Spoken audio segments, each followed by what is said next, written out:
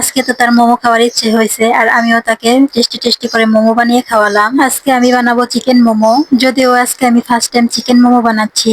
আমার বানানো চিকেন মোমোটা আমার হাজবেন্ডের কাছে এত বেশি ভালো লেগেছে, সে তো বিশ্বাসই করতে চাচ্ছিল না যে আজকে আমি ফার্স্ট টাইম চিকেন মোমোটা বানাইছি। তো আমি চিকেনের সলিড পিস গুলো নিয়ে নিলাম আর এইভাবে পুরটা করতে অনেকটা সময় লাগছিল, তাই আমি পুরটাকে ব্লেন্ডারে দিয়ে দিলাম। ব্লেন্ডারে তো একদম 2-3 সেকেন্ডের ভিতরে অনেক সুন্দর করে ব্লেন্ডার হয়ে যায়। আর আমি চিকেনটাকে বেশ অনেকটা পরিমাণে নিয়েছি, কেননা আজকে আমরা ফ্যামিলির সবাই মিলেই খাবো।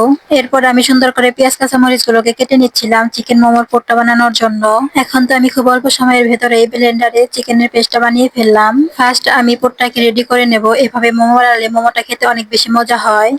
এখন আমি এই মাংসের পেস্টের মধ্যে দিয়ে দিব পেঁয়াজ কুচি, কাঁচামরিচ কুচি আর দিয়ে দিব অল্প পরিমাণ বাটা মশলা। এখানে আছে আদা আর রসুনের পেস্ট। এরপর আমি পেস্টের মধ্যে দিয়ে দিব অল্প পরিমাণের সয়া সস আর দিয়ে দিব সামান্য পরিমাণ লবণ আর দিয়ে দিব একটুখানি তেল। ডোটার মধ্যে তো একটু তেল দিতেই হবে। আর এই মিক্সটার মধ্যে সয়া সস না দিলেও চলে, হালকা একটু লেবু দিয়ে দিলেই হয়ে যায়। এখন আমি হাত দিয়ে সবকিছু ভালোভাবে মিক্স করে নিব। এবার আমি মোমোর ডোটা বানিয়ে নিচ্ছি। আর মোমোর ডোটা বানানোর জন্য প্রথমে আমি একটা বাটির মধ্যে নিয়ে নিব ময়দা। এখন আমি ময়দার মধ্যে দিয়ে দিব সামান্য একটু লবণ আর দিয়ে দিব সামান্য একটু তেল। ডোটা বানানোর জন্য তেল তো দিতেই হবে।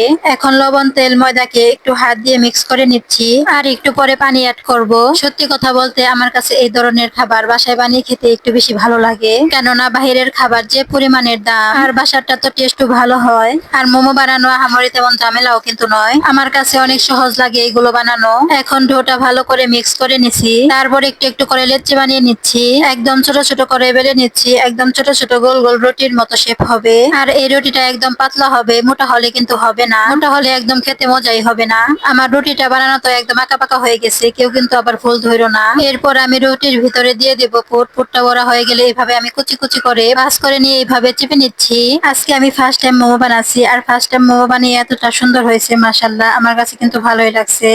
এরপর আমি একটা প্লেটের মধ্যে অল্প পরিমাণ ময়দা ছিটিয়ে দিয়েছিলাম। ছিটানোর পর ওই প্লেটের মধ্যে আমি মোমো গুলা রেখেছি যাতে প্লেটে না লেগে যায়। আর এইভাবে আমি আমার সবগুলো মোমো বানিয়ে নেব। আর এই মোমোর কিন্তু অনেক ডিজাইন করা যায়, আমার কাছে এটাই অনেক সহজ মনে হয়েছে।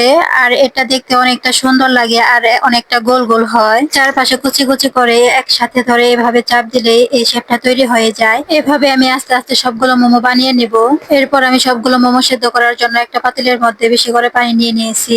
আমাদের বাসায় কোনো স্টিমার নাই, এমনিতেও কারোর বাসায় স্টিমার থাকেও না, কিন্তু এটা স্টিম যে কোনো ভাবে করা যায়। রাইস কুকারেও করা যায়, আবার এইভাবে পাতিলের মধ্যেও করা যায়। পানি গরম হয়ে গেলে এর উপরে আমি ফোটা ফোটা প্লাস্টিকের ছাঁকনি দিয়ে দিয়েছি। পরে এখানে আমি সবগুলো মোমো দিয়ে ঢাকনা দিয়ে ঢেকে দিয়েছি সেদ্ধ হওয়ার জন্য। আর ছাঁকনিতে স্টিম করার আগে তার উপরে একটু তেল মালিশ করে দিলে বেশি ভালো হয়, ওঠানোর সময় সুবিধা হয়। এরপর আমি আমার সবগুলো মোমো সুন্দর করে সাজিয়ে নিয়েছি। মাঝখানে একটা ছোট বাটির মধ্যে আমি দিয়ে দিয়েছি সস আর চারপাশ দিয়ে মোমোগুলোকে সাজিয়ে নিয়েছি।